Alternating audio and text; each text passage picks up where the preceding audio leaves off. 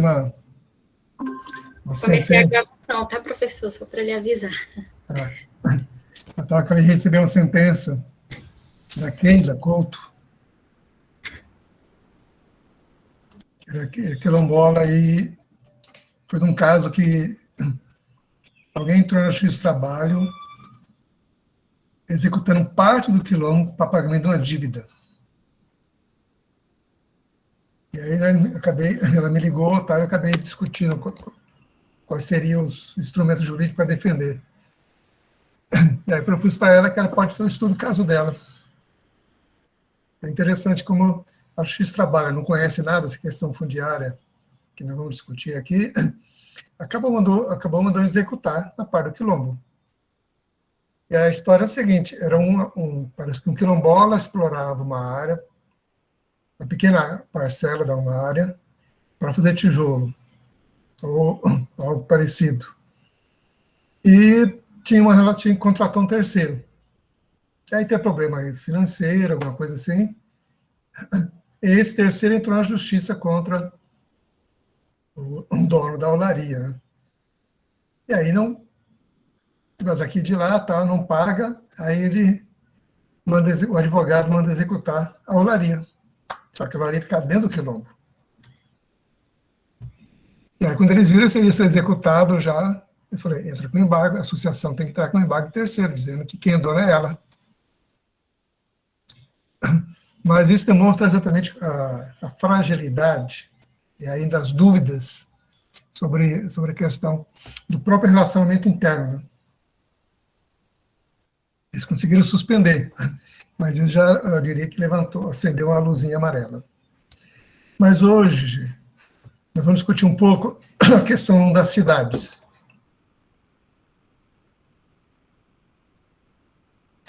Para não ficar uma discussão puramente jurídica sobre cidade, eu achei interessante fazer um histórico do contexto amazônico, para vocês entenderem como é importante a gente não ficar preso às categorias apresentadas jurídicas, que elas vêm de uma visão, de um mundo que não necessariamente é o que a gente vive, ou que é o mundo que a gente quer construir. Vamos ver se eu vou colocar também aqui na apresentação, e depois eu mando para vocês. Normalmente eu mando a apresentação depois, porque se eu ao apresentar perceber que tem algum erro, ou tem que acrescentar mais alguma coisa, eu acabo incluindo. Por isso que eu não mando logo.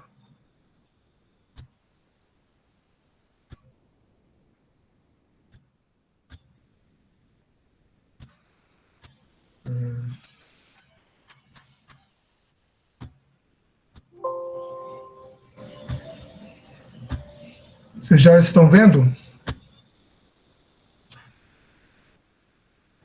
Sim, professor. Ok. Então, vamos discutir a questão da cidade e os territórios tradicionais. Diversidade socioambiental na construção do espaço metropolitano do século XXI.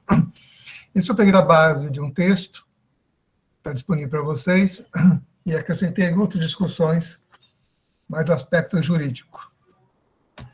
Então, vamos fazer uma discussão institucional e legal do município e cidade. Como é que o direito vê isso?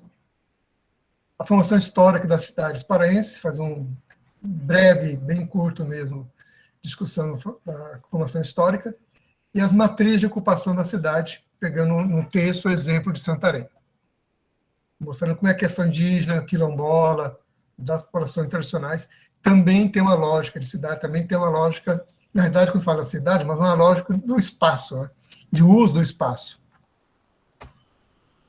Então, a primeira discussão institucional e legal do município e cidade. A primeira discussão é, município é uma coisa, cidade é outra. São conceitos distintos para o direito. Então, não são termos sinônimos. Os municípios são os acessos a essas unidades territoriais, que têm uma autonomia política, administrativa e financeira, que normalmente ela é criada pelo Estado, município, que ao criar estabelece qual é a área do município. Então, e no município tem o núcleo urbano, onde fica a sede do governo municipal, que pode ter mais de um, além da sede, pode ter mais de um distrito, e que pode ser vilas, vilarejo, distrito, conforme a denominação dada naquele município. E também tem área rural. E os bens dos municípios estão lá no artigo 26, inciso 2º da Constituição Federal. Então, exatamente esses pontos que vamos ver nessa primeira discussão. Então, o que determina o que é um núcleo urbano é meramente uma definição jurídica, ou seja, uma abstração jurídica. Então, toda a série administrativa é uma área urbana. Então, quando a Constituição diz que o município tem capacidade de reger a área urbana, ela está dizendo exatamente essa área que está delimitada como urbano no município, onde ela tem total competência. Mas hoje você tem algumas outras leis que permitem que o município também regule ou regularize áreas fora da área urbana. E quem define que é área urbana? A definição dos limites está no próprio plano diretor, ele estabelece. E o plano diretor estabelece a partir do quê? A partir do que está observado no disposto do artigo 32 do Código Tributário Nacional. O Código Tributário Nacional vai dizer, o que o Código diz lá? Deixa eu voltar. Não é isso. O Código Tributário Nacional estabelece que tem que ter, para ser urbano, tem que ter no mínimo calçada, esgoto, luz, hospital e escola. Tendo 2 desses elementos, a área pode ser caracterizada como área urbana. Mas é interessante lembrar o seguinte, que na verdade essa divisão urbana nossa vai surgir exatamente na década de 30 com Getúlio Vargas, e começa uma visão mais moderna, né, para a visão do direito, e até 1934 não existia no Brasil a figura de prefeito. No período colonial você tinha o quê? Você tinha os conselhos de intendência municipal, que era, o intendente municipal era nomeado pelo governador do estado. Então, as intendências, as câmaras, aliás, no período colonial você tinha as câmaras municipais, que tinham eleitos, que podiam ser eleitos, nem todo mundo podia ser eleito, e dente mais votado, era o presidente da Câmara. Então, a Câmara não tinha um prefeito. E a arrecadação da Câmara, basicamente, era na venda de terra, que era dada para o município, a primeira gleba patrimonial, que era conhecida assim antigamente. Depois, com o final da colônia, quando vem o período monárquico, que foi criado os conselhos de intendência municipal. E o intendente municipal era nomeado pelo então, governador da província. Com a República, que manteve essa estrutura, e quando vem a República, ela tenta acabar com essa discussão, porque fala que agora nós temos um outro, deixa de ter as províncias e passa a ter os estados. Mas os conselhos de intendência municipais continuam funcionando. Sempre o intendente municipal era nomeado pelo governador do estado. Então, só a partir de 1934 que você tem a figura de prefeito no Brasil. Mas ainda por um período foi sendo indicado pelo presidente da República, ou seja, era muito centralizado.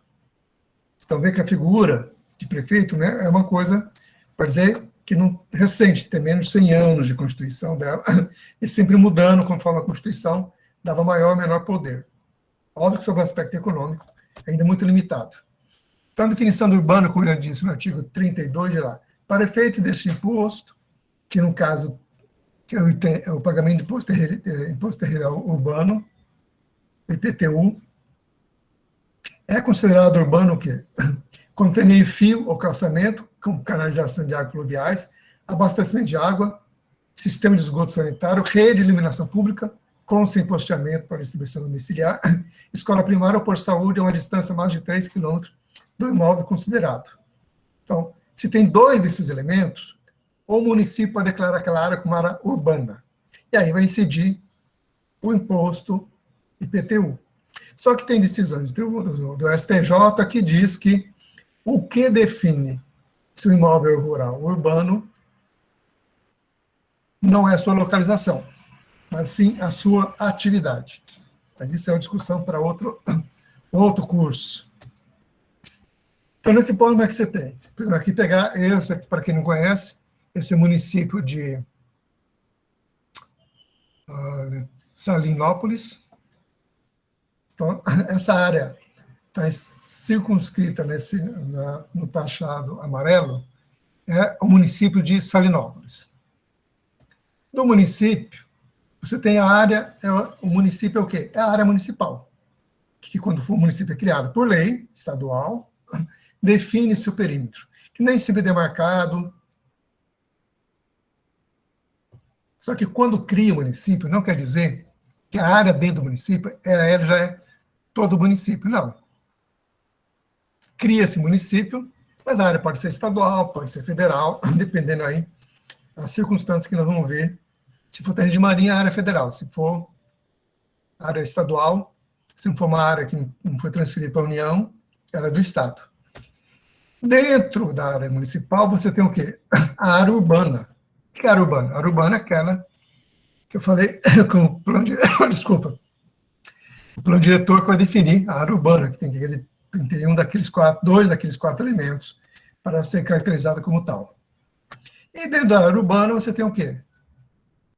A área patrimonial, ou seja, é um caminho construído, que tem uns prédios, etc., e onde localiza a sede do município. Tá? Então, vamos ter que lembrar bem. Quando eu falo de município, eu estou falando da área municipal. Nem toda a área municipal ela é do município, patrimônio, é domínio do município. E mesmo a área patrimonial pode ser privada ou pode ser pública, mesmo tendo um município criado. E aí tem a área urbana e a área rural. No caso do Estado do Pará, vendo aqui essa figura, você tem vários municípios, cada um deles, por exemplo, essa área verde, tá, você tem um município aqui, olha aqui, ó. Esse é o maior município do Brasil, o pessoal diz que é um dos maiores do mundo, que é o quê? Altamira. Mas a sede da Altamira fica onde? Fica lá perto do rio Xingu. Então, essa parte rosada é terra o quê? Jurisdição da União. A amarela é jurisdição estadual. Isso quer dizer que o município de Iara Verde são terras, unidade de conservação ou terras indígenas. Quer dizer que o município de Altamira, apesar de ser um dos maiores do mundo, não sei o quê, mas boa parte dele já está afetado por algum uso. Isso demonstra a complexidade quando discute município. Pegar aqui um exemplo mais simples. Neste caso aqui, no caso de Paragominas, no levantamento feito em 2011, essas cor aqui meio marrom claro, são os cadastros ambientais rurais do município.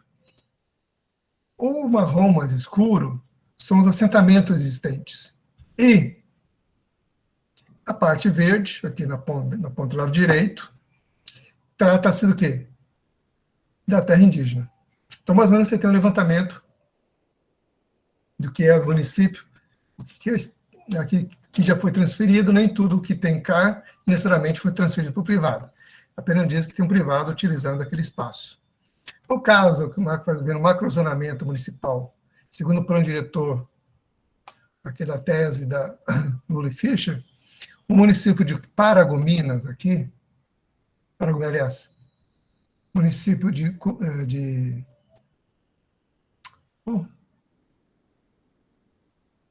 eu lembrar, esqueci agora o município de Paraupebas, você tem, aqui fica o município, fica na entrada, aliás, aqui fica o município, e fica na entrada da área da flora do Carajás. Do outro lado do município, você tem terra indígena, Xicrins, e aqui algumas áreas que, segundo o plano diretor, definido, que pode ser usado ou não. Isso demonstra o seguinte, que é óbvio que os municípios, o prefeito não tem gestão sobre todo o território. E ele nem consegue fazer uma integração desse uso. Ele vê o município fragmentado, dividido por áreas que ele não tem nenhuma ingerência. Mas a saúde, a educação, é responsabilidade do município. Nossa.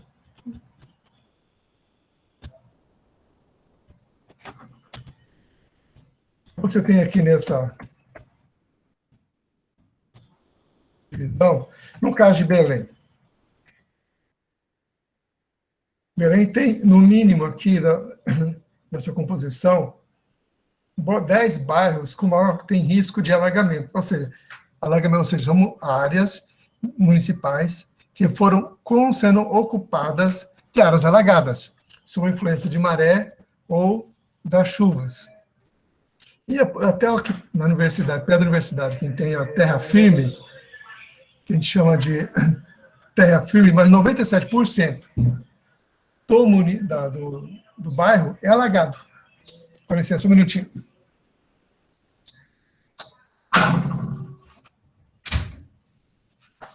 Isso demonstra que o município foi sendo construído mesmo em áreas impróprias da sua utilização. Isso criou, e está criando sérios problemas de qualidade de vida, de alagamento, de segurança, mas ainda agora, onde você vive com aquecimento global, com os mares subindo, Belém é uma das capitais que tem sério risco de ser toda ela inundada. Então, quem mora em Belém e não sabe nadar, é melhor fazer um cursinho rápido ou comprar um bote, porque corre o risco de ficar morando em área totalmente alagada. E como é que se deu a formação histórica da cidade de Paraense?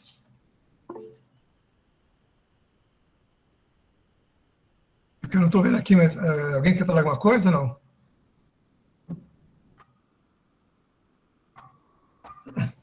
Tá, então vamos lá, continuando. Não, professor, pode continuar. Tá. Porque como eu não vejo vocês mais, mas eu tenho uma técnica, eu vou ter que fazer essa técnica, como é que para ver as duas coisas ao mesmo tempo. Mas a grande mudança que houve na Amazônia foi com Francisco Xavier de Mendonça Furtado, que foi o primeiro governador da Amazônia, que era irmão do Marquês de Pombal. Então, em 1580, você teve a unificação da coroa ibérica e portuguesa, 1580 a 1640, no caso, a Espanha teve toda a jurisdição sobre a Amazônia. Isso facilitou o avanço da ocupação portuguesa, contraditoriamente.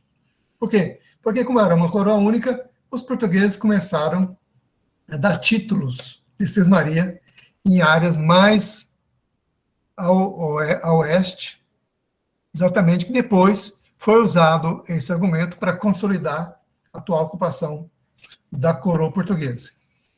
Em 1751, a capitania do Maranhão em Grã-Pará passa a ser capitania Grã-Pará e Maranhão, com capital em Belém. Em 1752, chega a primeira grande leva de imigrantes portugueses, para principalmente produção de alimentos. Em 1755, é oficialmente, mas não na prática, decretado o fim da escravidão indígena. E há toda uma política de promoção de matrimônios mistos entre migrantes portugueses e indígenas. E naquele tempo, teve toda uma política que era praticada principalmente pelos jesuítas, que criava os aldeamentos sobre a influência jesuítica. E a ideia era de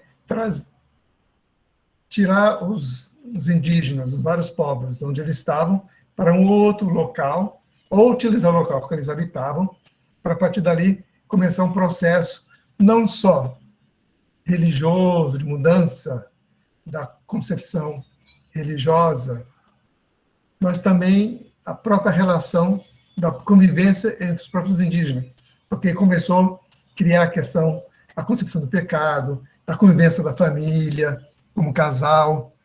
E aí a ideia toda qual era?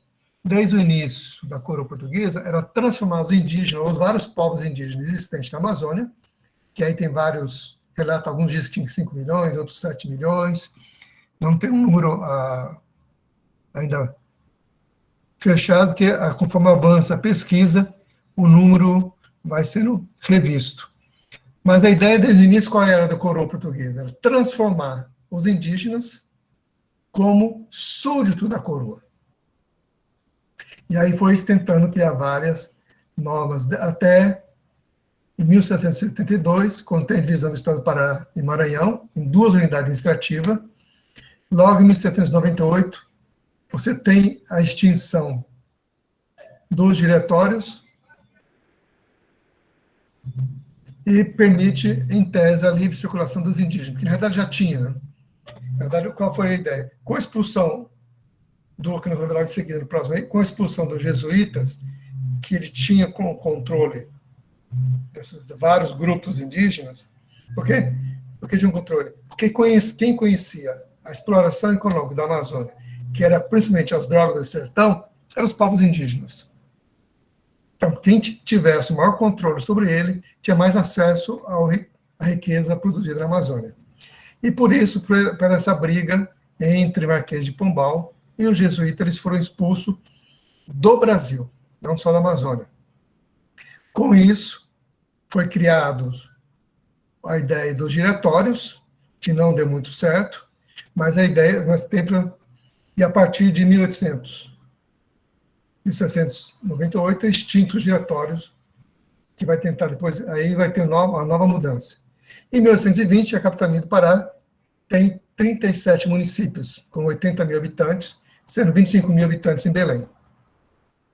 E depois tem a dependência em 1821. Mas é importante entender que é o seguinte, que no século XVIII, com a expulsão dos jesuítas, da Companhia de Jesus do Brasil,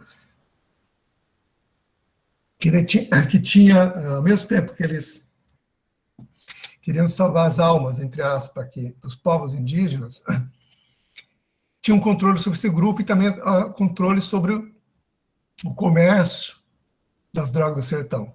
As melhores fazendas existentes naquela época eram ou dos jesuítas ou de alguma congregação religiosa. Então, de 1755, as missões foram expulsas, e em 1757 passa a ser criados diretórios. Ou seja, os diretórios, que é interessante, em parte, há uma retomada do poder pela liderança indígena, começa a ter alguma autonomia, mas também, em parte, você tem uma certa obrigação desse diretório fornecer também prazos para compor, que eles chamavam naquela época das milícias, ou das polícias locais, sob o comando de algum português. E a partir de 1755, várias aldeias, até então importantes, existentes naquela época, foram sendo transformadas em vilas, ou depois, posteriormente, em cidades, como a aldeia de Surubiú, que é hoje Alenquer, a aldeia de Borari, que é o Alter do Chão, a aldeia de Gurupatuba, que é Monte Alegre, a aldeia dos Pauxis, em Óbidos, a aldeia dos Tapajós, Santarém. Quer dizer, todas essas cidades com nomes portugueses vêm desse antigo aldeamento, ou das antigas missões, que depois são transformadas em diretórios e depois convertidas em vilas e cidades. Tudo isso com a tentativa do quê? Transformar os povos indígenas, que tinham uma visão coletiva da terra, de uso de recursos naturais, em camponeses e súditos do rei. Então, baseado nisso, que você tem hoje todo um estudo, um debate sobre como é que se dá essa ocupação da cidade, pegando o exemplo de Santarém. Então, a matriz de ocupação diversa em Santarém vai exatamente mostrar essa discussão. Você tem a ocupação indígena no interior da floresta, e tem vários fóruns de organização, né, que são 3 modelos, e cada vez mais os estudos antropológicos e também os estudos realizados aqui na região vão demonstrando que a organização indígena no Vale do Amazonas, ele era todo ocupado. E já tem vários relatos que eles demonstram exatamente isso. Então, você tinha cidades na Amazônia que eram maiores que cidades portuguesas. Então, porque a primeira discussão é que era difícil ter uma grande cidade na Amazônia, porque eles não tinham como absorver, ou não tinha grandes proteínas para ele poder criar grandes cidades. Mas aí, com o tempo, foi demonstrado que a proteína vinha exatamente dos peixes e das técnicas que utilizavam para salgar o peixe, uma farinha de picuí, o peixe salgado, e a maneira que ele manejava os peixes fazia com que você tinha um grande aumento de proteína. E não era só também, aí a outra desconhecimento era as trocas existentes. Né? Você tinha uma troca muito forte entre os diferentes povos aqui na Amazônia. As próprias terras pretas de índio demonstram o tamanho dessas aldeias. Não na visão da formação quilombola, que teve aqui no caso da Amazônia forte influência também indígena, que tem vários relatos mostrando que quando os quilombolas fugiam, e muitas vezes fugiam junto com os indígenas, com grupos indígenas, eles adquiriram técnicas indígenas para poder sobreviver na Amazônia, até porque eles eram de outro grupo, eram de outro continente, com outra realidade ecológica e florestal. Mas é óbvio que eles traziam também o conhecimento da sua formação de convivência em grupo, ou em cidades ou vilas. Então, a ocupação quilombola, aqui nessa figura do lado direito, você tem diferentes formas de se juntar, mas são mais grupos, casos mais próximos, mas sempre intercalada com a natureza. Já na ocupação portuguesa, na margem do rio, eles têm um padrão muito forte. Qual é? Dividir o espaço em quadras e lotes, que são lotes de frente estreita, de fundo comprido, e sempre de casas muito próximas da outra, onde o verde ele não é um elemento principal. Então, você tem uma diferente forma de ocupação. Então, as raízes do pré-colombiano, pré-cabralinas, pré-cabralinas, quer dizer que era antes de Cabral. Por isso que eles chamam das populações pré-colombianas, ou seja, populações indígenas que estavam aqui antes da chegada de Colombo, que no caso do Brasil é antes da chegada de Cabral. Então você vai mostrar uma remonta, e aí é interessante que, aí é interessante colocar isso, você tem várias provas que é uma área que remonta a uma ocupação de mais de 7.000 anos. Então, mesmo que você pegue nos próximos 1.000 anos de ocupação mais recente, ou seja, ela é superior ao descobrimento do Brasil, que no máximo tem mais de 500 anos. Ou seja, numa reunião que nós tivemos participando de um seminário sobre regularização fundiária no Peru, e conversando com os professores e tal, eles diziam, nós não somos um grupo que tem 500 anos.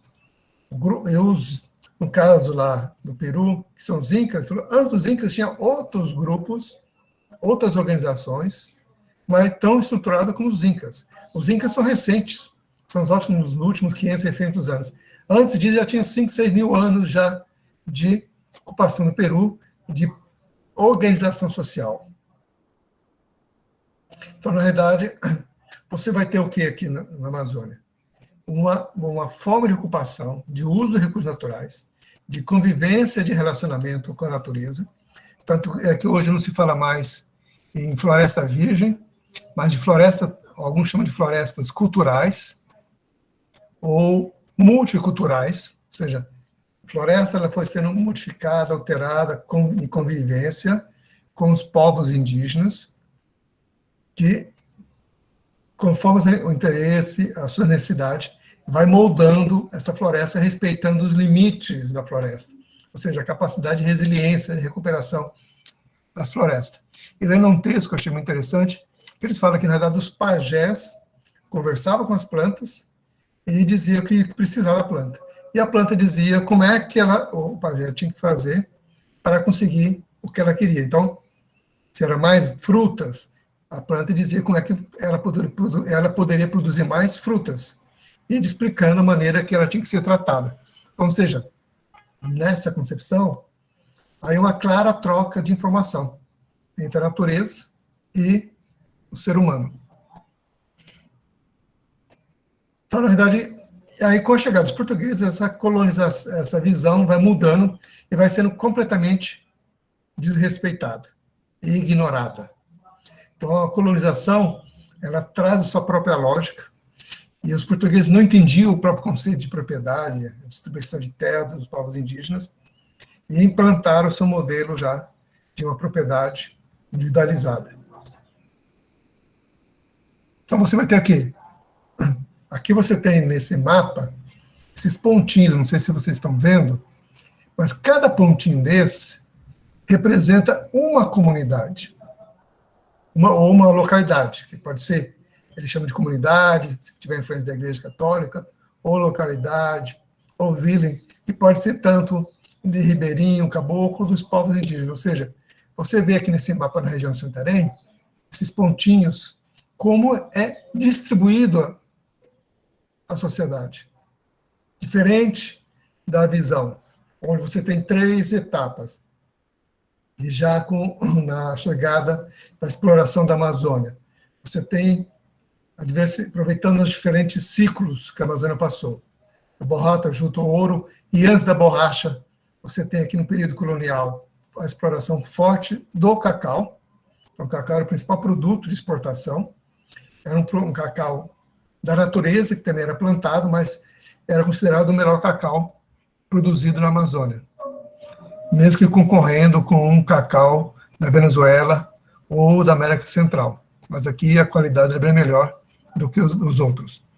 Então você tinha, com o período colonial, depois com a República, você teve elementos, a Amazônia vivia ciclos econômicos.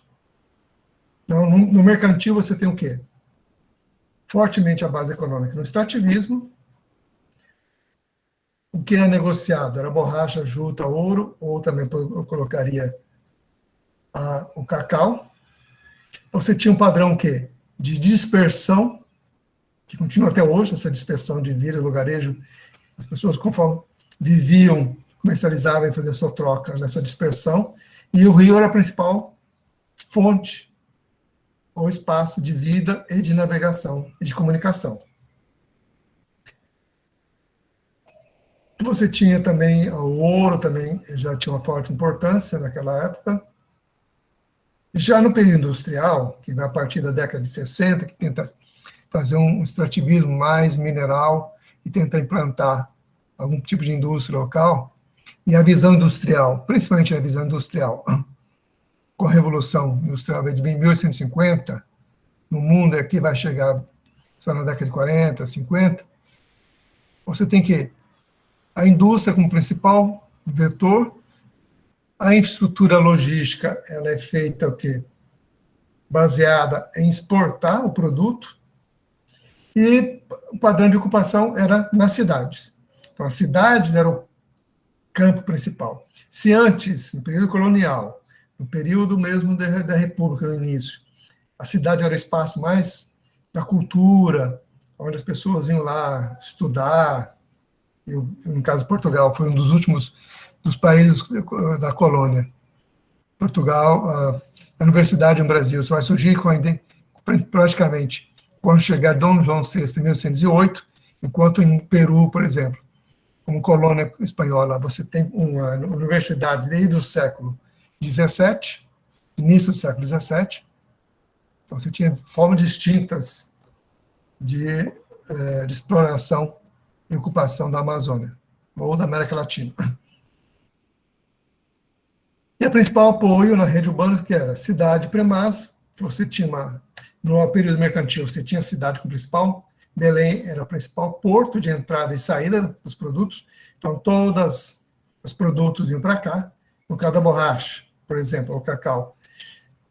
E é interessante que as festas, no caso religiosas, elas eram programadas para acontecer exatamente quando o rio começava a subir, porque permitia que viesse várias pessoas de barco para trazer a mercadoria e vender em Belém.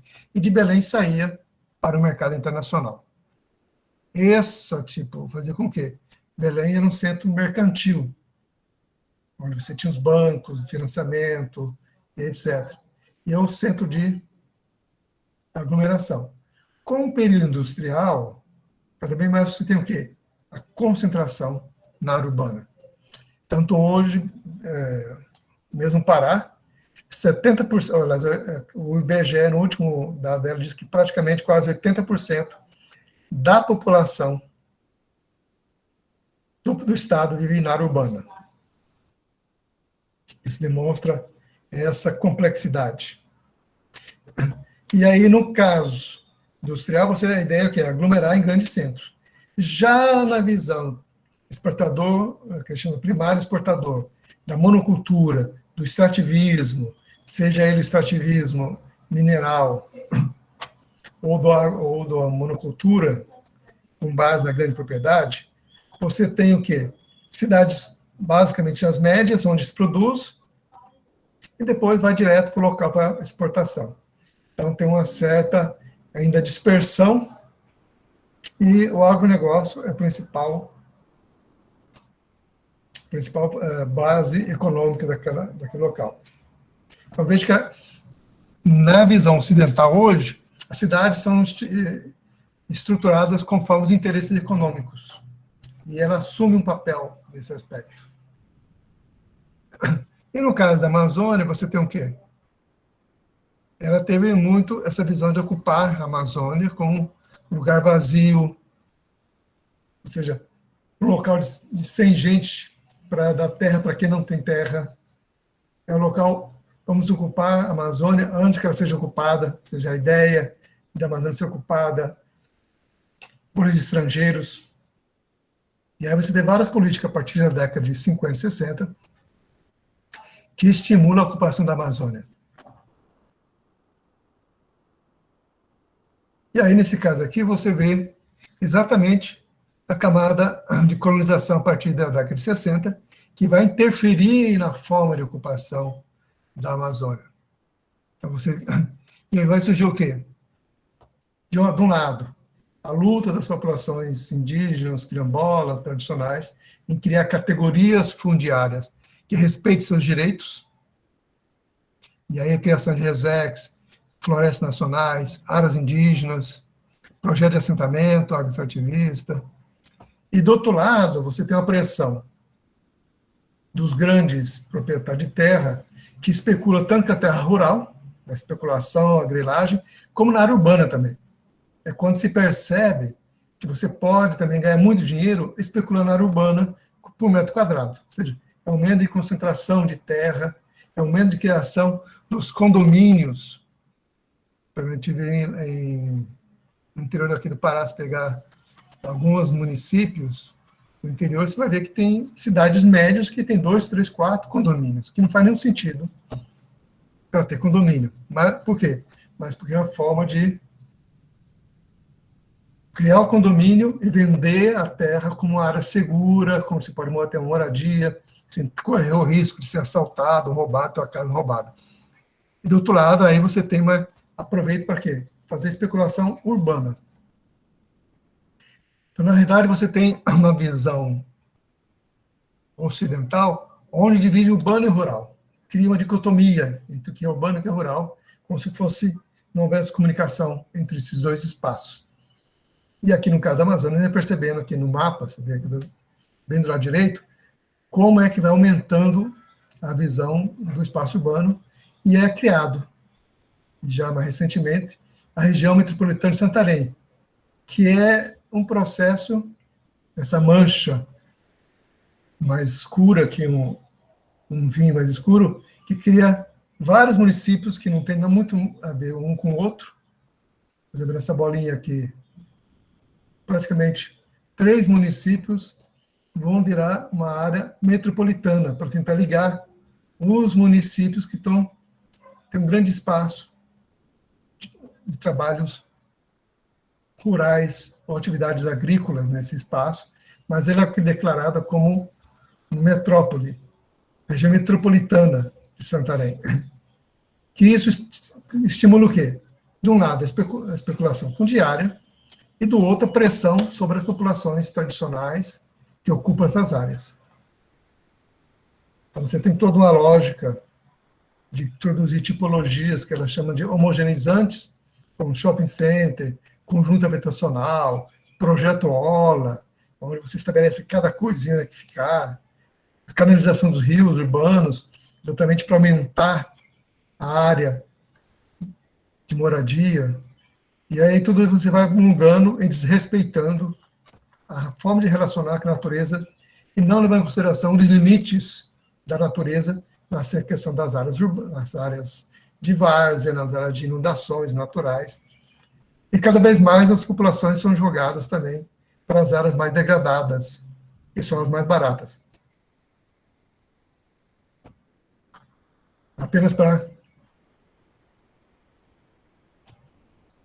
um único objetivo para moradia, quebrando qualquer possibilidade de uso econômico daquelas áreas.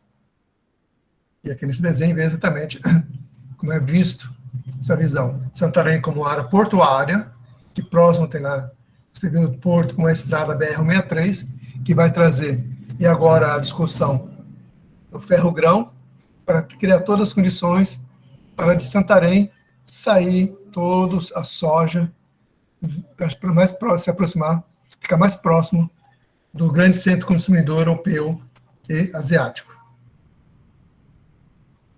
Então você tem padrões distintos, ou seja, o padrão urbano industrial, que tem a mesma lógica do agronegócio, tem essa dinâmica portuária, exportação de grão, então você cria infraestrutura para um único serviço. E as demais utilidades são desrespeitadas ou ignoradas. Não só os demais usos daquela região, como também é inviabilizado por causa das estradas, por causa dos portos, criando tensão e conflito. Como é que está acontecendo hoje em Santarém. E aí lá você cria toda a estrutura, aeroportos, portos, para exatamente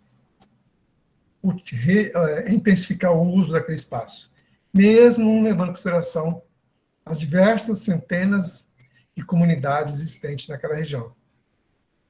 E do outro lado, o padrão tradicional, que tem uma vida bem adaptada e articulada ao contexto local, que leva em consideração as variáveis ambientais, ecológicos, não depende da indústria para se desenvolver, então tem mais autonomia, tem a sua institucionalidades das áreas ambientais, assentamento agroextrativista, como eu falei, as terras indígenas, quilombola, que tentam assegurar a disponibilidade de terra para manter esse padrão de vida. Só que essa relação mais harmônica, mais resiliente com a natureza, ela é impactada com a visão padrão urbano industrial. Quer dizer, o rural e o urbano é pensado a partir da lógica da exportação. Por quê? Porque os rios são poluídos, as terras são poluídas com agrotóxico, então você tem uma quebra desse padrão. E aí, resumindo, então você tem o que a Amazônia tem demonstrado, você tem características de matriz de ocupação distintas.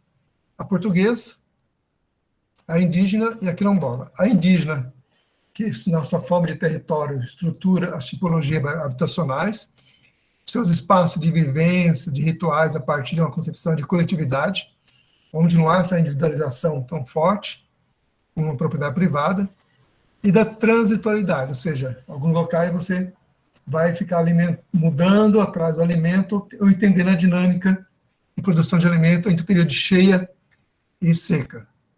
E é muito menos agressiva e aí estabelece uma relação mais de interdependência com o meio ambiente. A questão, a matriz quilombola também é uma matriz africana, como já disse, com uma influência muito forte indígena, muito sensível às imposições da natureza nessa relação, mas com a tendência mais da aglomeração das casas que é indígena. Também sem organização espacial por sistema de ruas e quadras, como é a visão portuguesa. Já a visão portuguesa, desde a sua colônia, ela tenta ter a igreja, a praça, os poderes, e a partir dali estabelece todas as ruas a relação de poder, onde se tenta introduzir a visão de ruas retas, que quando tem uma área alagada, você vai lá, canaliza, ou vai lá aos poucos, vai criando espaço, como por exemplo Belém, vai aterrando, e os moradores que ajudaram a aterrar, a criar aquele espaço, depois são expulsos, porque aquela terra já suporta um outro tipo de ocupação, e não mais as palafitas que lá existiam antes. Então, aí chegam os prédios verticais, a especulação imobiliária, para introduzir um novo padrão de utilização daquele espaço. Então, claramente, é um espaço que ignora os limites ambientais, os impactos ambientais, porque acredita que a ciência, a tecnologia, pode superar os limites ambientais. Então, para eles, a resiliência ambiental não é um conceito a ser analisado. Os diferentes usos também não é considerado um ponto, elemento importante. E agora, matéria recente em São Paulo, a cidade de São Paulo, mostra que com essa crise hídrica, vão, de repente, vários locais da cidade, onde fontes tinham secado, sumido, ou não eram mais nem considerados, vão sendo pensados como elementos importantes para acessar a água, né? Um elemento básico de qualquer sociedade. Então, já no século, desde os sistemas portugueses, a implantação portuguesa aqui no Brasil, em particular na Amazônia, vai impondo um outro modelo de formação, caracterização das suas matrizes. E hoje a crise que a gente vive também é uma crise de espaço, uma crise de relacionamento com o espaço, ou da ignorar totalmente o espaço natural e impor um modelo, uma matriz altamente com tecnologia e um padrão de ocupação inadequado, que não leva em consideração a realidade. A única, ou eu posso dizer que leva em consideração, é que quando a pessoa vai comprar um apartamento, ela quer saber onde nasce o sol, porque os apartamentos que têm o sol nascente na sua frente são mais valorizados que tem o sol do meio-dia batendo na sua frente, porque é muito mais quente. É a única. E aí também outro elemento que em Belém se leva em consideração é de onde vem o vento. Se tem vento ou não tem vento. São um dos poucos elementos que, quando a pessoa vai comprar um apartamento, leva em consideração. Fora isso, a realidade é completamente ignorada. Então, o que eu estava discutindo aqui para vocês foi baseado nesses dois textos, da Luli Fischer e da Tainara Gomes e Ana Cláudia Duarte Cardoso. Já passo para...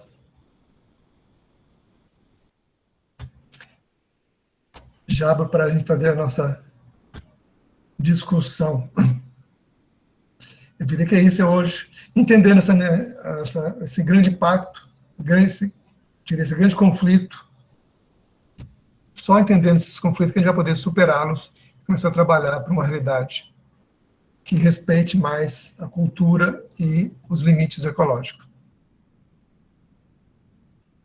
Mas está aberto, a partir da referência de vocês, da experiência de vocês, queria agora ouvi-los e ouvi-las também, né?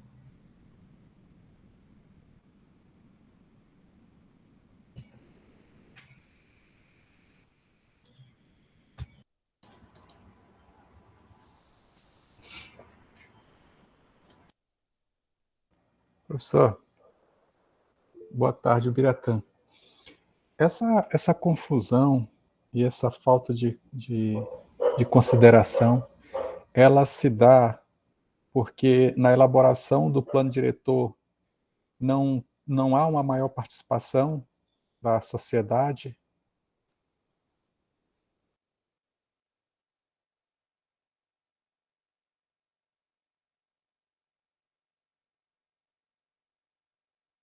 O seu microfone está desligado, professor.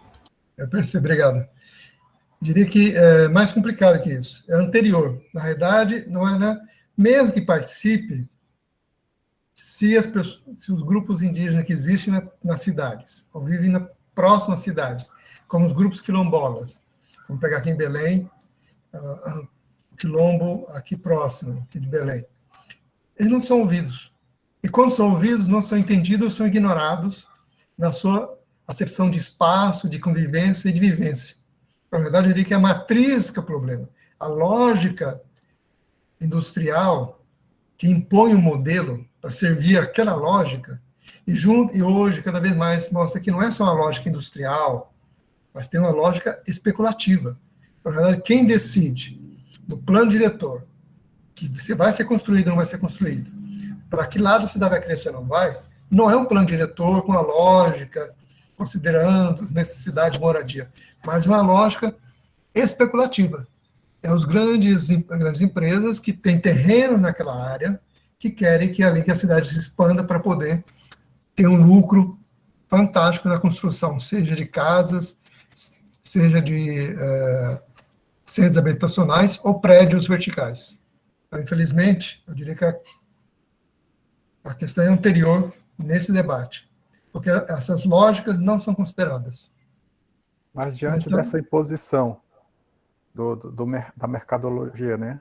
Exatamente. Dos empresários, da especulação imobiliária, qual é a nossa esperança ou qual é a nossa estratégia para combater isso? Porque senão a gente está fadado a cair nesse discurso de que se é dessa forma que a engrenagem roda, então não temos esperança de que podemos projetar uma cidade de qualidade futura?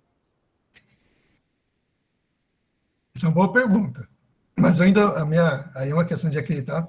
Quem tem demonstrado, quem tem reagido, que tem ganho muitas lutas, são exatamente os povos que são diretamente atingidos, que conseguem hoje alianças de parte da sociedade para, na sua luta, mostrar a importância de manter seus territórios, sobre a questão do microclima, a questão do acesso à água, a boa alimentação.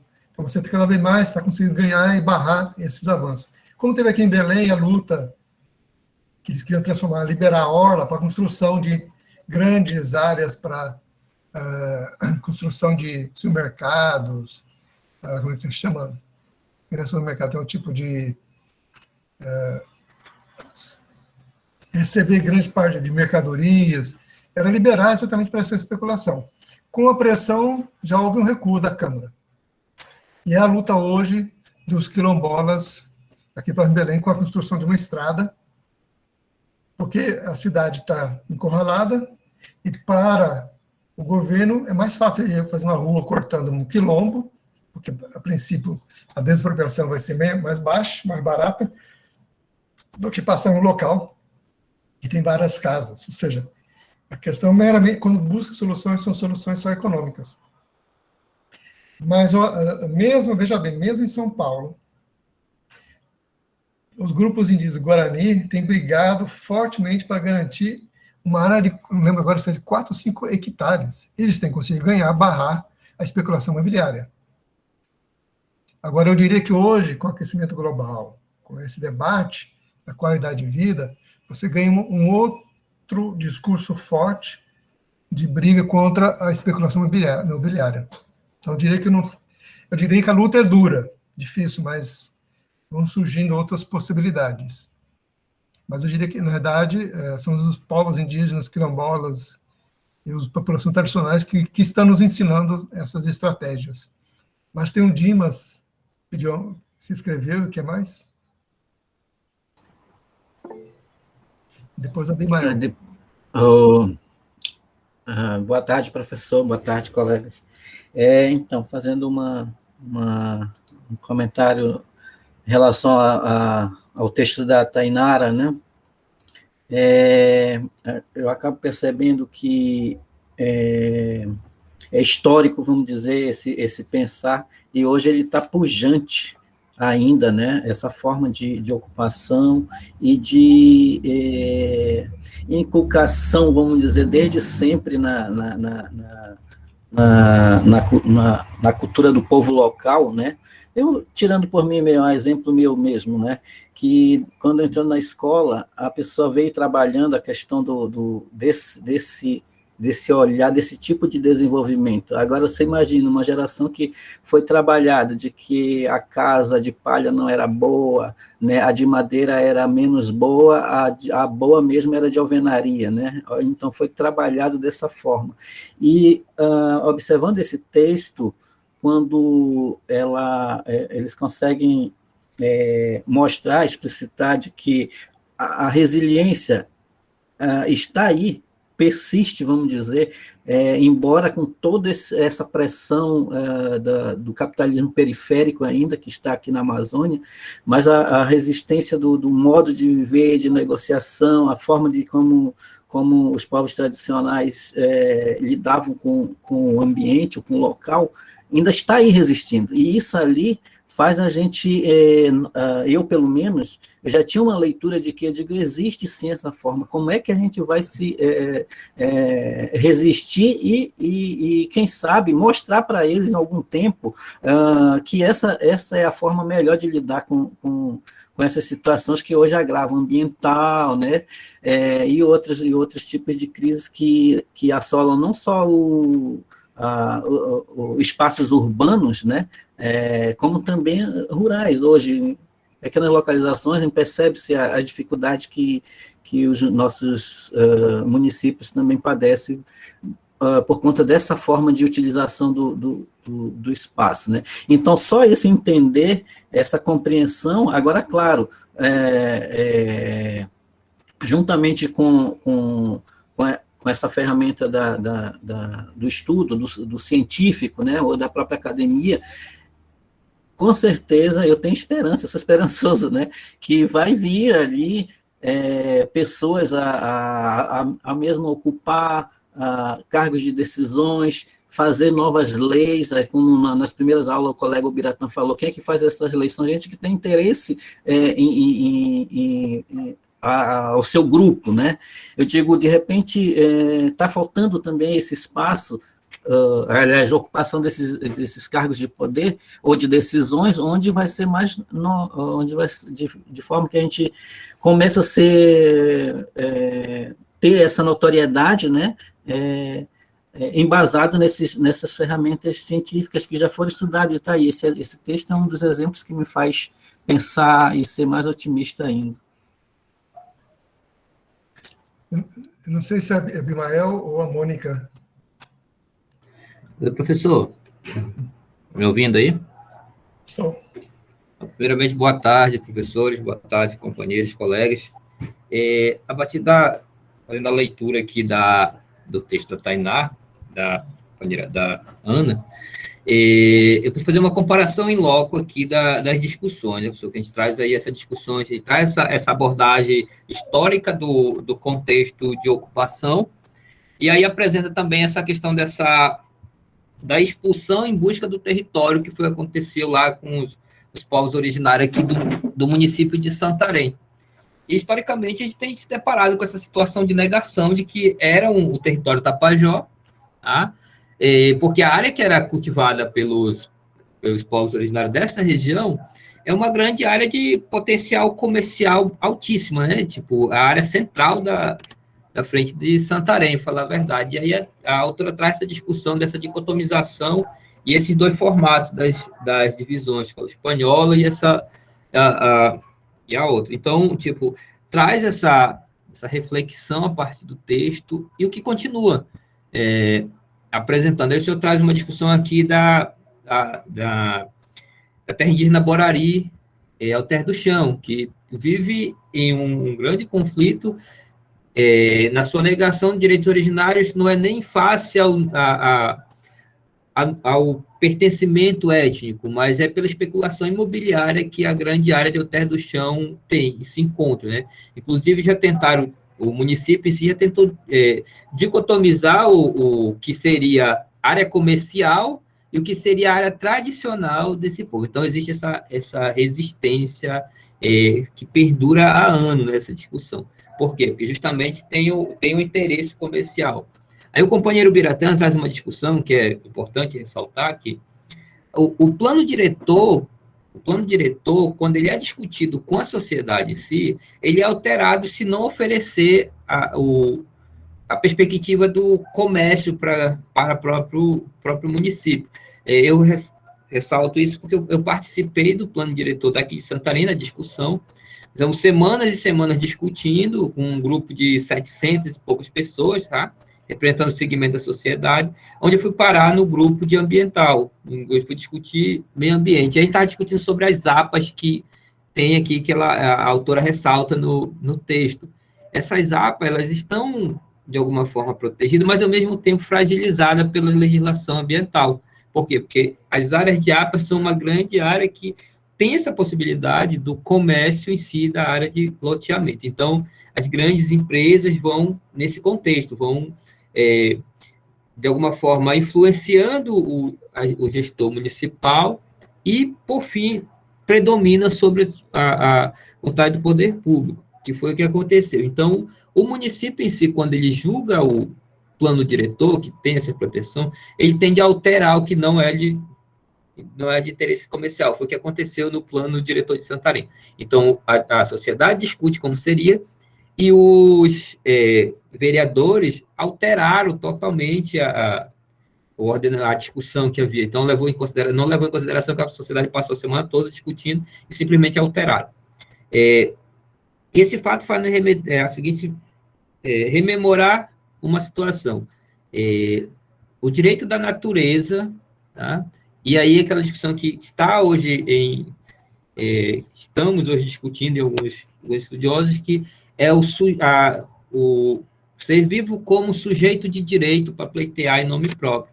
Por exemplo, os próprios igarapés, essas áreas de observações que são degradadas em virtude desse pensamento capitalista que a gente tem muito, que de alguma forma influencia bastante nessa discussão. Não se pensa no ambiente sadio, se pensa no que pode ganhar naquele determinado ambiente. E aí, se for o caso de suprimir direitos, é o que muitas vezes acontece, a supressão do direito, né? E a gente traz uma outra discussão que quem é o selvagem? Seria o que protege a área, que está lá, que protege a natureza e que as pessoas chegam, tem um rio, um lago super bem protegido, ou aquelas pessoas que vivenciam na área urbana, que estão, vamos dizer assim, que tem essa visão totalmente conturbada em deteriorar o espaço da natureza em virtude do recurso, em virtude de dinheiro.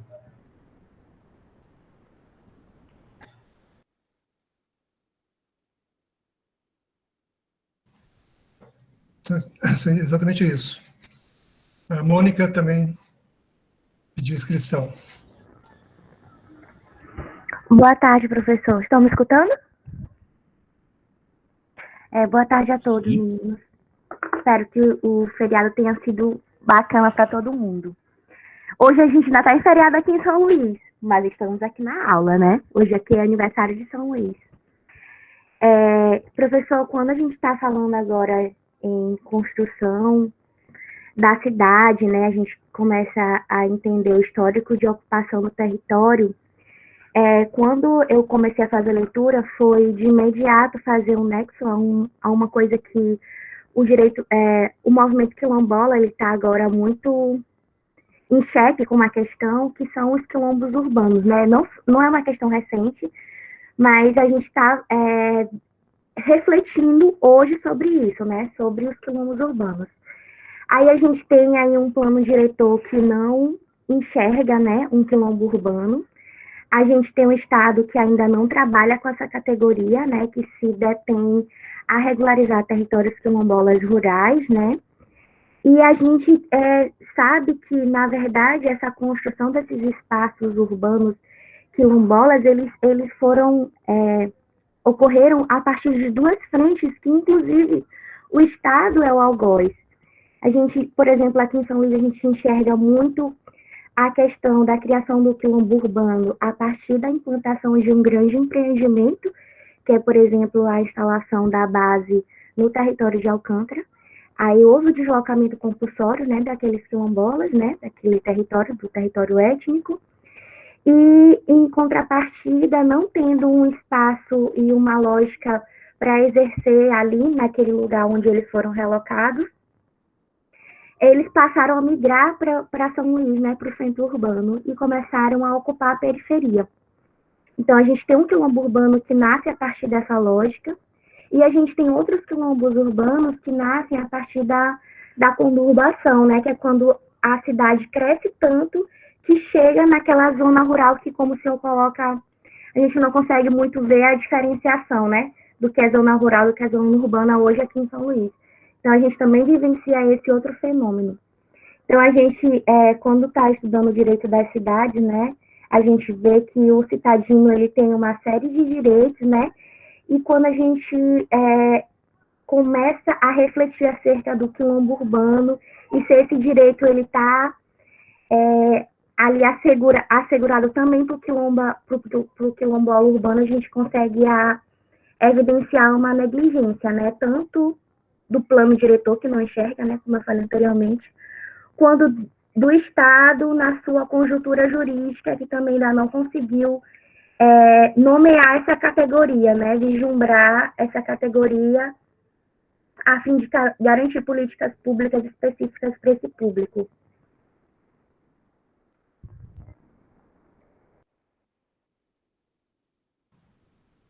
Obrigado, Mônica. Tem mais alguém que queria se manifestar?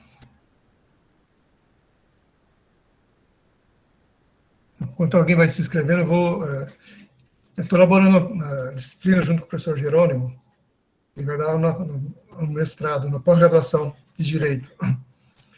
E a gente quer discutir a questão do pluralismo jurídico, e um dos temas é discutir a questão do sujeito, se a natureza é sujeito de direito ou se ela tem direitos. São duas coisas diferentes. Como é que está esse debate hoje na América Latina e no Brasil? Muito mais forte na América Latina que no Brasil. O que você percebe nesse debate todo que envolve a questão urbana e rural? Primeiro, a dificuldade de um prefeito, do pessoal da cidade, entender os diferentes usos do espaço. Porque, na nossa cabeça, a cidade é o quê? É um local de moradia e para lazer. Não é e quando para a produção, ele é circunscrito ao comércio, que é comercializar, a produção a uma zona industrial. Quer dizer, você zoneia a cidade. Ela não pode interagir entre as coisas. Em Belém, você tinha uma forte pressão aqui, você tinha as vacarias nas áreas alagadas. Por uma questão de especulação imobiliária, esse é mais meu ponto de vista, as vacarias começaram a sofrer pressão sob a alegação o quê? Sanitária. A questão da saúde, que podia criar problema, e elas foram sendo expulsas para dar lugar para moradia. Basicamente na questão especulativa. Em Porto Alegre, há uns 4 anos atrás, que acompanhei, uns 4, 5 anos atrás, mudou o plano diretor e transformou o município todo em área urbana. O que aconteceu?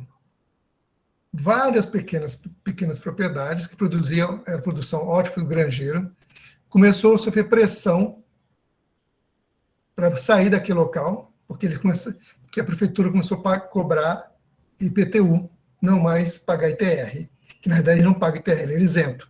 E aí, você ter 3 hectares, 2 hectares em área urbana, que é 100 metros por 100 metros, é um quarteirão todo, ou 2 quarteirões para produção, pagar esse IPTU vai lá para cima o valor. É óbvio que a pessoa, o pequeno agricultor familiar, não tem condições de pagar. E teve essa pressão, começou a acontecer na prática. A sociedade percebeu que estava perdendo a qualidade alimentar. Por quê? Caiu a produção agrícola, hortifruti-granjeiro, que começou a vir de outros municípios, mais caro e de qualidade inferior. Porque o hortifruti-granjeiro, quando é transportado, quanto maior a distância, maior a perda da qualidade daquele produto. Então, você ia hoje com o preço aí da gasolina R$ 7,00 o litro, óbvio que é muito mais caro ainda.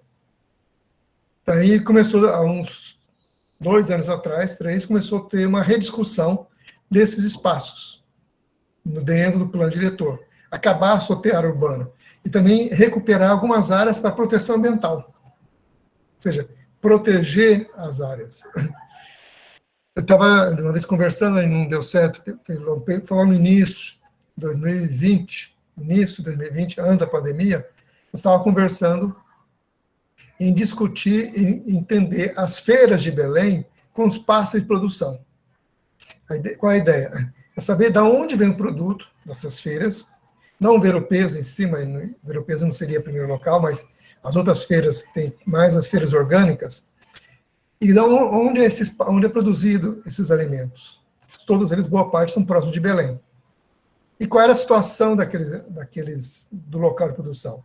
Se a área está protegida, se tem água nascente, floresta, para mostrar que esses espaços não são espaços só de produção de alimentos, mas são espaços de produção dos serviços ambientais, seja para microclima, para manutenção de águas nascentes. Então, é ver a forma mais ampla do espaço. Um outro levantamento que nós fizemos em 2018, 2019, a ideia minha era saber o seguinte: só assentamento, que na época a gente levantou. Quantos assentamentos estão sob influência da área periurbana? Então, nós pegamos o município e acrescentamos 10 quilômetros. Por que 10 quilômetros? Porque foi uma medida arbitrária, que achei que 10 quilômetros era um espaço razoável, onde você acessa de bicicleta, a pé, e queria saber quantos assentamentos podiam estar sob influência dessas áreas. Ou seja, havia uma pressão para transformar aquele assentamento em área urbana, para virar chácaras para deleite de setores urbanos. Nós descobrimos que no estado do Pará são em torno de 400 mil hectares de assentamentos que estão sob a influência periurbana. E depois disso, desde 2019 2020, você tem uma legislação que quer emancipar os assentamentos, dando títulos individuais e não mais coletivo, exatamente para colocá-los sob pressão do mercado. E nessa mesma legislação, permite que os prefeitos, quando vê um aglomerado urbano, que eles chamam de aglomerado precário, titule essas áreas para moradia. Só que, ao receber a titulação para moradia, o que acontece na prática?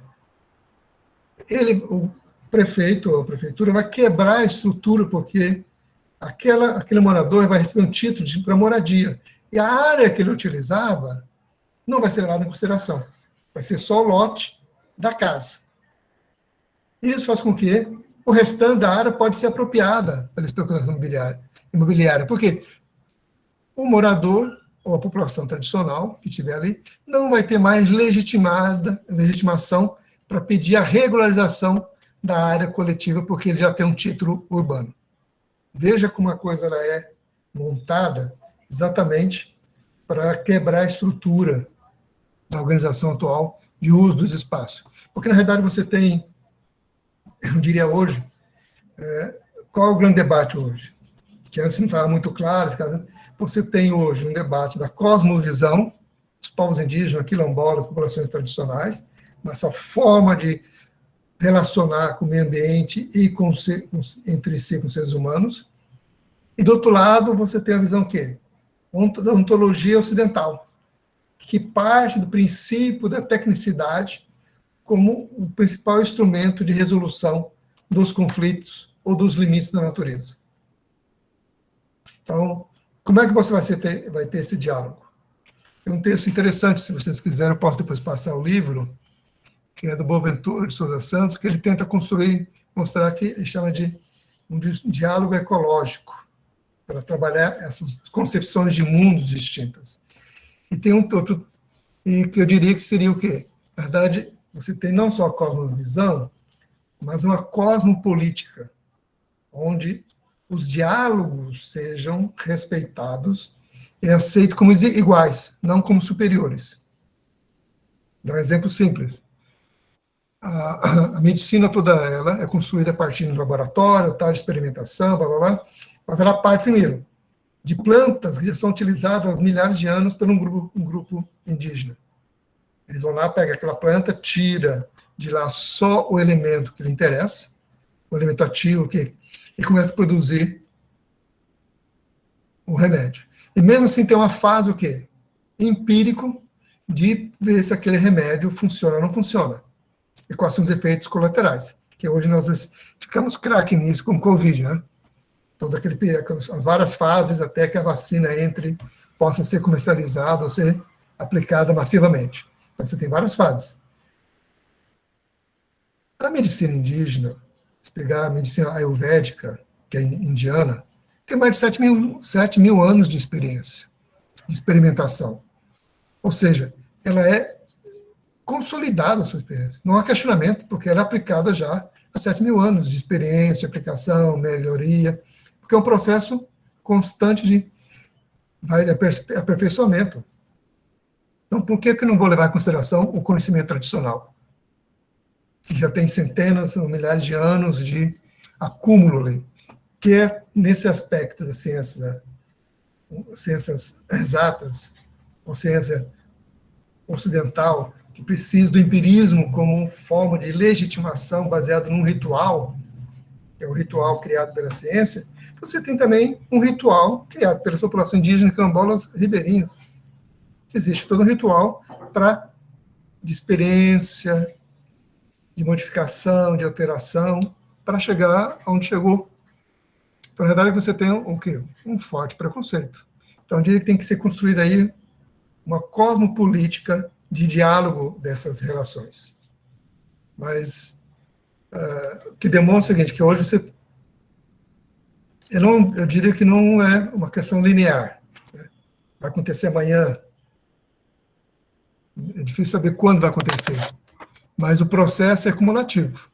Chega um momento que vários setores vão dizer, olha, basta, porque assim não tem como continuar. Mas ainda você tem que...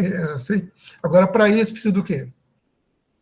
Por isso que eu acredito muito na questão da própria... Esse estágio clínico que vocês estão fazendo, nos mestrados que foram para indígena e quilombola que foram abertos, ao vocês se apropriarem desse conhecimento ocidental, da sua lógica de formação, como é que ela se forma, quais são os seus pressupostos, poder construir um diálogo crítico sobre esse discurso e não aceitá-lo como uma coisa pronta e acabada, como a única grande experiência que pode ser validada. Então, é construir o diálogo em outro patamar, não mais pelo desconhecimento, onde o Ocidente desconhece as experiências dessa cosmovisão indígena, quilombola, das populações tradicionais, mas elas também conhecem e sabem quais são os problemas, os limites dessa ciência. Aí eu acho que a gente vai estar construindo um diálogo mais crítico e real, né? Que boa parte da nossa ciência é construída ignorando a realidade. Ela quer construir uma outra realidade. E, ao fazer isso, cria todos esses problemas ambientais, sociais, que nós vivemos hoje, né? Mostrando os limites da nossa ciência, do nosso conhecimento. Daí eu tenho muita... Aí, mais que fé e esperança, vocês vão ter melhor condições de fazer essa crítica ao se apropriar desse conhecimento, entendendo a sua lógica de funcionamento, desde as suas matrizes teóricas de construção. A partir da experiência de vocês, vocês vão dizer claramente, isso funciona, isso não vai funcionar, o cara está em tais condições. Então, aí vocês têm mais condições de fazer uma crítica do que nós, que vem da academia, que respeita o conhecimento de vocês, mas não tem essa experiência tão forte, então, essa experiência de vida, né? Essa cosmovisão que vocês estão trazendo nesse diálogo. Na realidade, ter mais experiência nisso do que achar que a sociedade ocidental vai aceitar e vai acordar um dia, opa, acordei agora, bonzinho, vou aceitar vocês. Não, vai ser no diálogo, na pressão e na luta.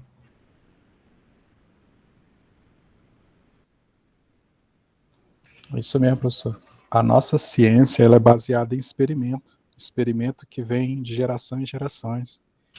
Os nossos pajés, nossos curandeiros, eles conversam com as plantas, respeitam o espaço das plantas, tem momento exato para colher a planta, dias, horários, né? Então, é tudo baseado em experimento, porque se fosse assim, os curandeiros, nossos pajés, nossos anciãos, não falariam para as crianças, olha, não coma de tal fruta porque ela é venenosa.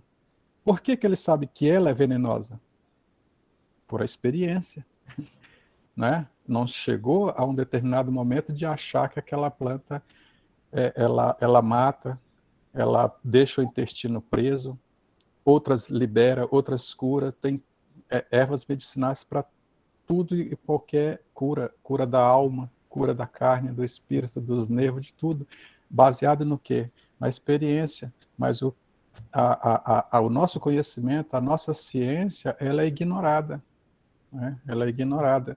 E a gente não abre mão, não só da nossa ciência, mas das nossas tradições, dos nossos costumes, das nossas crenças, porque foi através do nosso sistema social que nos manteve com essa qualidade de vida que nós temos até hoje, né? Que está em ameaça constante, né? Ameaça constante pela a retirada do nosso território, pela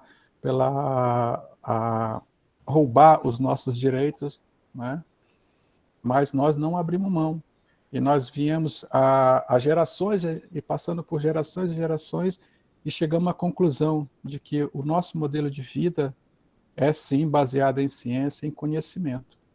E se nós estamos vivos, se nós temos saúde, se nós temos qualidade de vida, é graças à trajetória de todos os nossos antepassados que descobriram isso, essa ciência na mata, né, esse respeito às plantas, né? Nós, aqui, o povo gavião, nós temos plantas para várias enfermidades, né? E tem plantas que só as mulheres podem colher, só os homens podem colher, né? E é isso, professor. Mas essa ignorância por parte de quem chegou aqui depois e achar que os povos indígenas aqui não tinham governo, não tinha Estado, não tinha organização social, não tinha conhecimento tradicional, não tinha conhecimento de ciência, né? E levou e está levando a esse caos ambiental que hoje está aí. Bem lembrado. Sobre a questão do conhecimento, quem tiver curiosidade, tem um livro chamado da Silvia Federici, chama Caliban e a Bruxa. É interessante o livro, que ela vai mostrar exatamente isso. Por que as mulheres foram chamadas de bruxas e mortas? Porque elas detinham conhecimento sobre a natureza, sobre a produção, e elas entravam em choque contra a visão patriarcal e questionava a ciência moderna que estava surgindo na medicina. Então, esse livro é interessante mostrando exatamente isso. Como o conhecimento, como forma de poder, ele é aniquilado para que um outro poder se imponha. E do outro lado, com o capitalismo, a Revolução Industrial, você precisava ter as mulheres em casa para reproduzir mais mão de obra. E essa mão de obra, quem era? De um lado, você passar pelo período longo que o ser humano passa, de dependência, né? Até ela crescer e poder entrar no mercado, trabalhar. E do outro lado, a mão de obra feminina não poderia ser remunerada. Só quem estava na fábrica, não quem estava em casa produzindo o alimento e as futuras mãos de obra, e treinando os futuros mãos de obra que entrariam no mercado. Um livro interessante por isso, que demonstra como é que essa questão do poder, como o Beratan levantou bem. Aliás, está com alguns livros que falam sobre, que o Ocidente já começa a levantar isso, como as árvores e as florestas se comunicam, como é que as plantas falam. E tem vários experimentos já mostrando que elas emitem, que elas sabem. Tem um depoimento que eu achei interessante, que no laboratório tinha umas plantas e tinha uma pessoa que entrava no laboratório e quebrava as folhas, o galinho de uma árvore, de uma pequena muda de planta. E aí, depois de um tempo, eles colocaram nessa planta, medir a radiação dela, seja de energia, de luz, se ela emitia algum sinal. E aí começaram a perceber que ela emitia uma energia que, quando a pessoa que ia todo dia lá quebrar as folhinhas dela, alguma galha, entrava no laboratório, ela emitia um outro tipo de radiação. Ou seja, a planta percebe que tem outra pessoa ali que costuma fazer mal para ela. Então, dizer que a planta não sente, nesse sentido, e essa experiência mostrou que há indício que não. como é que elas se comunicam pelas raízes, né? Por exemplo, um incêndio florestal. Você está criando uma situação de queimando seres vivos, né? Que são as árvores, floresta. Então, ou seja, você está se abrindo para novos conhecimentos que antes o Ocidente ignorou historicamente, né? Secularmente, que hoje se mostra que, com essa, e mostra cada vez mais consolidando, que o Biratã colocou, do conhecimento tradicional. Ele tem muito mais coisa para ser revelado, nos ensinar, do que nossa ignorância pode pensar. Mas o Libério pediu a palavra. Boa tarde a todos. Boa tarde, professor. Isso é uma discussão muito válida, né? Eu penso que, e o texto ele traz, né, sobre a importância do multiculturalismo, né? Ele não menciona o multiculturalismo, né, mas é uma análise que é a importância do multiculturalismo dentro da sociedade, porque você empobrecer uma sociedade não levando em consideração outras culturas, a sociedade por inteiro perde, né? Tanto que a gente observa esse movimento, por exemplo, indígena, que através de indígenas que surge, né, o novo constitucionalismo latino-americano, que é uma outra, essa cosmovisão que o senhor fala, nesse respeito à cosmovisão, é algo muito importante, né? O próprio biocentrismo também, né, que ele traz matrizes indígenas também, né, de conhecimentos indígenas.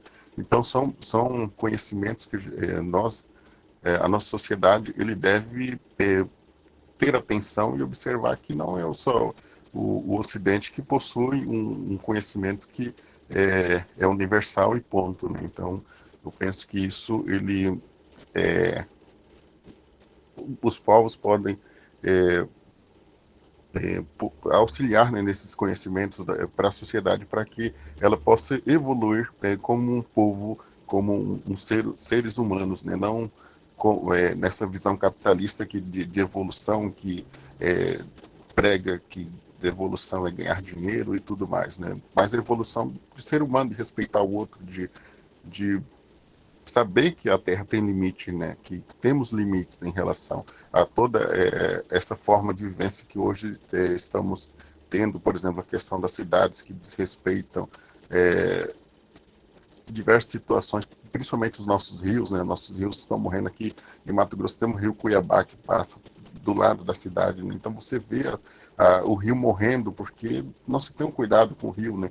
Então, não só aqui, em diversas cidades, você observa rios morrendo, né? Então, a gente precisa, através desses conhecimentos que não são únicos, né? Mas, a partir daí, a gente poder pensar e colaborar com a sociedade em relação a tudo isso, né? E eu acho que, como você disse, a gente está aqui junto para tentar conhecer e buscar formas de criticar, de construir juntos, né?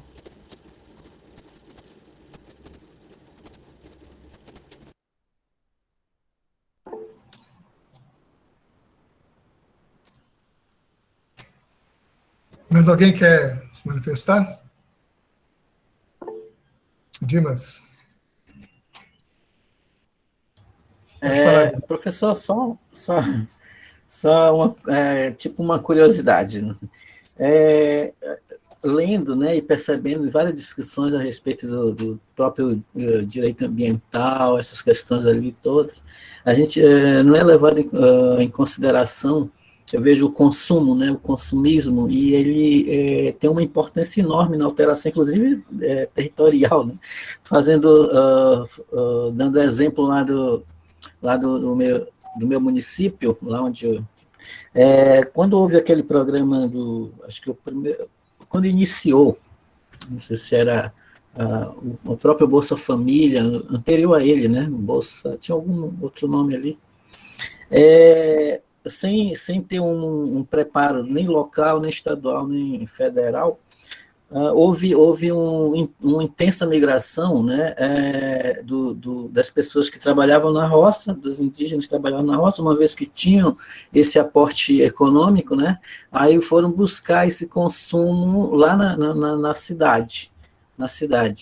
e em determinado tempo não mais retornaram para as comunidades onde fazia farinha, o peixe, e levava para a cidade, porque já tinha um aporte que queria consumir, né? E, nesse sentido, criou essa especulação imobiliária lá na cidadezinha, lá na sede municipal, né? Começaram a construir, vender, criou tipo uma periferiazinha dentro da cidade, né? Então, nisso aí alterou tudo. Aí eu fico pensando, né? O consumo, dessa forma com qual é trazido por esse sistema, ele é que alimenta mais ainda, né? Porém, ele nunca é visto como assim, não dão essa importância, né, para ele inclusive quando se discute mesmo questões ambientais, né? Ela fica meio aí no limbo, né? E é uma coisa que nós estamos ali a todo momento. Aí nessa leitura tem a questão, parece que ela fala sistema de trocas indígenas tradicionais, seria uma da situação ali que poderia reavivar de novo essa nova sistemática. Será? Eu vou lhe dar 2 exemplos que eu achei interessante nessa linha que você colocou. Alguns anos atrás, acho que 10 anos ou mais, nós fizemos um estudo, acabou o estudo nem concretizando, mas no levantamento inicial, foi logo quando foi criado a reserva extrativista lá no Acre, e uma delas que ficava no Alto Juruá.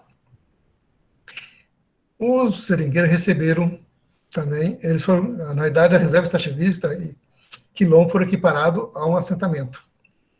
Então, eles tinham os mesmos direitos e com assentado. Então, auxílio moradia, etc. O que aconteceu?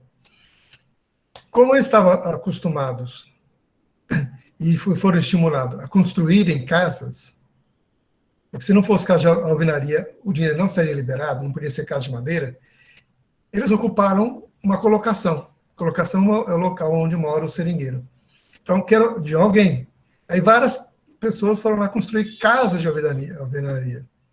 Ou seja, um primeiro impacto foi de que o morador lá, um dos seringueiros, estava perdendo seu espaço porque virou uma vila. Segundo, eles não era mais casas de madeira na beira do rio, do Igarapé, que foram acesso à água mais fácil. Foram construir uma pequena vila de alvenaria construída no local, que poderia ter interferência no modo de vida tradicional. E aí depois outro conversando com outro grupo, mas aqui perto no Rio Tocantins, de quilombola, os quilombolas não aceitaram financiamento, porque a Caixa falou que só poderia dar financiamento para eles construir casa se eles construíssem a casa em lugar de terra firme, porque não poderia ser casa de madeira, mas tinha que ser alvenaria. E os quilombolas disseram, não queremos casa de madeira, de alvenaria, queremos de madeira. E queremos continuar morando onde não moramos, e não construir um local terra firme, onde não vai ter água, não vai ter alimento, não vai ter estrada, nada, porque... Ou seja, eles se negaram e não receberam financiamento. Num estudo que eu estava acompanhando, que chama Rede Rural, Rede Rural de Estudos, ele é uma articulação de pesquisa que trabalha com a questão rural, e mostraram uma relação interessante.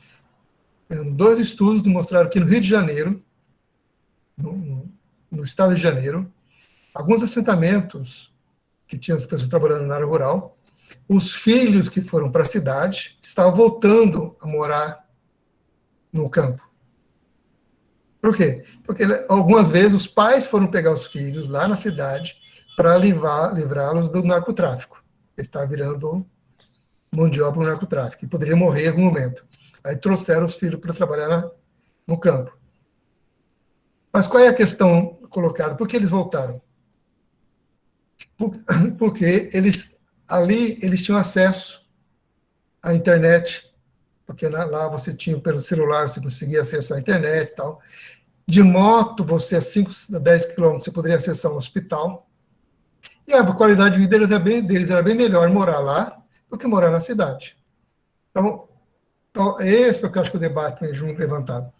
Como é que nós mantemos uma qualidade de vida respeitando a diversidade, a forma, mas garantindo a esses grupos sociais acesso à energia, à comunicação.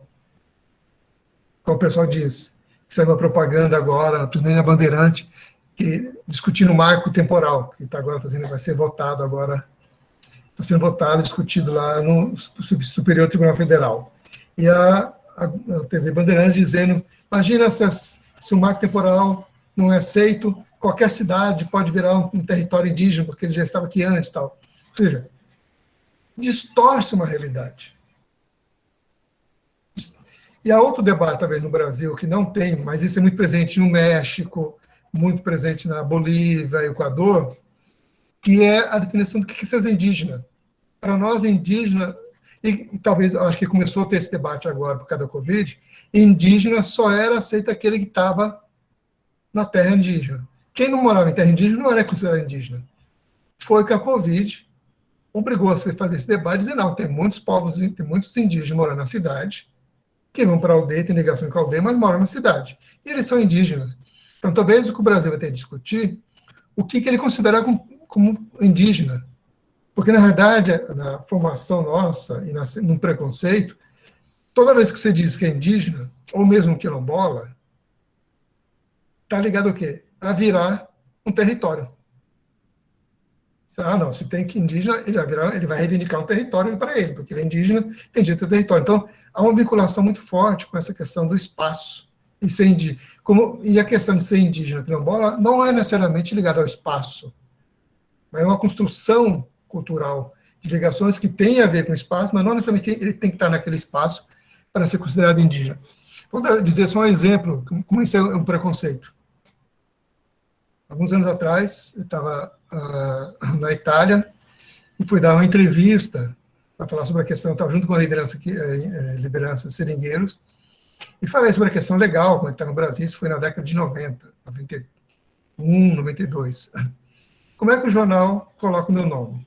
Meu nome é José Éder Benatti, eles colocam o ítalo brasileiro, e eu não me identifiquei com o ítalo brasileiro, nem, porque sabia que meu avô, pai de pai, meu bisavô, pai de pai italiano, meu avô, pai de mãe italiano, mas para eles é natural que eu seja um ítalo brasileiro, que tem descendência italiana. Tudo bem que eu gosto de macarrão, algumas coisas, comida um pouco mediterrânea. Mas veja como é que é naturalmente aceita. Agora, indígena, não. Indígena ou quilombola só é aceito se está na terra. E mais ainda, se não usa o telefone e se anda pintado. Veja como é esse estereótipo ele é construído e desrespeitado. Então, eu acho que talvez o próximo passo nosso nesse debate é exatamente discutir que a questão cultural ela transpassa e é superior à questão só do território. Como vários grupos indígenas, eu lembro conversando com os caiapós, com uma liderança caiapó, ele disse que estava indo morar na cidade para tomar conta dos netos dele, eram 3 netos que estavam lá, e queriam estudar, e ele estava lá com papel cultural, para ensinar os filhos, os netos, o costume indígena, do que eles faziam, o que não faziam, passar para os netos que iriam adquirir um conhecimento ocidental. Então, veja como é que havia uma preocupação nesse caso particular, de continuação da sua descendência cultural. Eu acho que no nosso caso, que é uma sociedade homogeneizadora, ela vai ter que ser rediscutida para aceitar essa diversidade, essa multiculturalidade que foi levantado. Esse é o impasse. E isso reflete o quê? Na questão da compreensão da cidade, dos espaços, dos diferentes usos, da compreensão de direito, de cultura. Então, eu diria, é uma complexidade que nós estamos vivendo e vamos ter que enfrentar, e estamos enfrentando. Mas agora eu diria que está se tornando mais forte. E para mim a questão mulher, gênero, raça, debate étnico, territorialidade cultural, estão interligados. Se não aceitar a diversidade, sobre vários aspectos, eu não vou aceitar só uma delas. Porque ela é uma relação de empatia e de aceitar a diversidade, a diferença. E se eu aceito a diferença, e acabou. Não tem porque pode ser diferente até aqui. Mais que isso não pode. Isso não é aceitar a diferença. Mas isso, na verdade, eu trouxe esse debate, né, esse texto exatamente levantando exatamente a questão do indígena, agronegócio, ele poder render a terra dele. É todo um debate que vai ter que ser clareado, porque estão setores se aproveitando de um discurso que, óbvio, que não vai ter nenhuma garantia que não vai ter nenhuma riqueza para os povos, pelos grupos indígenas que aceitar arrendar sua terra. Mas mais alertar vocês, interessante esse debate, que esse papel de alertar, discutir, levantar esse debate, é fundamentalmente também importante vocês assumirem essa tarefa, quando for discutir os papéis, as ações, as experiências na clínica. Aproveitando isso, queria saber se vocês já discutiram a aula de sexta-feira, que vai ser os 2, ou os 4, que vão falar sobre 2 de povos indígenas e 2 quilombos, depois é aberta a discussão para os demais. Mas primeiro 2 de cada um tem que assumir a tarefa. Teriam cada um 10 minutos, são 20 no lado, 20 indígena, 20 quilombola, para depois de abrir o debate. Vocês já fizeram essa divisão? Já tem os voluntários e voluntárias que vão preparar suas falas para sexta-feira? Ainda não dividimos, não, professor. Então, é bom porque já é quarta-feira, teria só hoje, só amanhã, e parte da sexta-feira de manhã para... preparar, quando eu falo preparar, é nada fazer não precisa fazer apresentação, como estou fazendo aqui. Mas se quiser também está ali para apresentar. Mas tem que... Então, temos que definir quem serão os voluntários e voluntárias. Professor, se for para fazer um breve comentário a respeito de como está o território Gavião, eu me proponho, não sei, 10, 15 minutos, eu acho que é o suficiente para a gente fazer uma breve apresentação a respeito do nosso território, o que é o território Mãe Maria, como o povo Gavião vê o território Mãe Maria, quais são as questões que existem aqui de conflito em nosso território. Acho que é possível fazer sim. Não, tranquilo. Só dialogando um pouco como é que a lei diz uma coisa, na realidade isso ocorre, não ocorre, só dialogando um pouco o que está nos textos. Mas essa é a ideia mesmo, trazer experiência. Então, virar tanto Professor, ideia eu também posso falar, para a gente falar um pouco sobre a realidade maranhense. Eu já tenho um indígena, um quilombola, falta mais 2 voluntários. Eu posso ir, professor, como indígena, o Libério. Libério, então falta uma quilombola, um quilombola para falar. A sua experiência. Não necessariamente você está morando num quilombo, né? Você pode fazer um pouco da experiência, conhece, etc. Eu posso falar também. Pronto, já temos 4. As 4 voluntários e voluntárias. Eu não sei se é coincidência, mas dos indígenas foram 2 homens e das quilombolas foram 2 mulheres. Né? Não é não, professor. Ficou bem dividido, professor. A gente vai ter um indígena do norte e o companheiro Libério que vem traz essa outra visão do sul, né? E ficou bem... Bem representativo. Seja espacial, das experiências. Mas ok, então vocês preparam aí, vocês ficam à vontade. Se quiser apresentar data show ou não, quiser só fazer a apresentação falada, sem nenhum problema. Da minha parte, vai só falar, mas só falando, professor, quilombola, no nosso grupo só tem mulheres. É verdade, elas alimentaram aqui. Então eu retiro, não haveria possibilidade de ter homem, né, quilombola. Mas ok. Mais alguma pergunta sobre a questão dos textos, do que nós apresentamos aqui? Senão a gente pode encerrar hoje e amanhã. Amanhã que eu vou fazer é uma discussão mais das categorias fundiárias. É uma discussão mais técnica.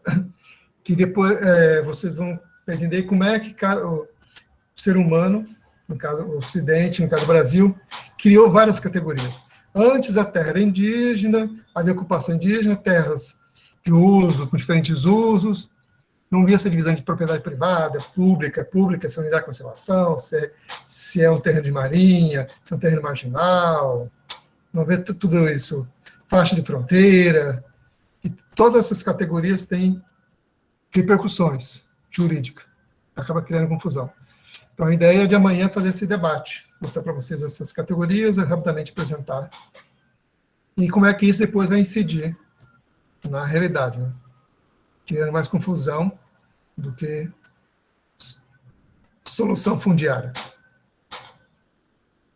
Ok, professor. Eu acho que as suas aulas ela tem uma metodologia muito boa, ou seja, o senhor dá uma explicação, né, teórica de todo o assunto e tal, e abre um amplo espaço para debate, o que está sendo muito proveitoso e interessante.